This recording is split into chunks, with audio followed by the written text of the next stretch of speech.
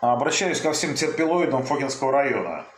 Ну и тем людям, которые неравнодушны вообще на самом деле к тому, что происходит в Фокинском районе. Вот сейчас у нас случился такой интересный прецедент, когда одного из участников горсовета, депутата Афонина, осудили за хищение особо крупных размеров. Ну не осудили, нет. Но у нас, вы знаете, у нас военные суды, поэтому у нас как только начинается какой-то процесс, считай, что он уже как бы практически свершился.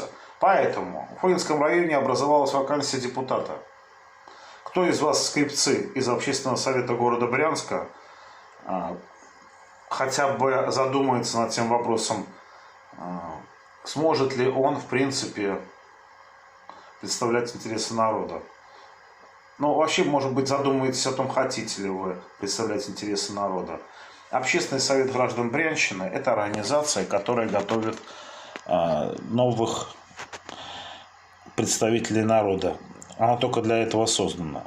Всем привет и спокойной ночи. Всем, кто ложится спать, спокойного сна.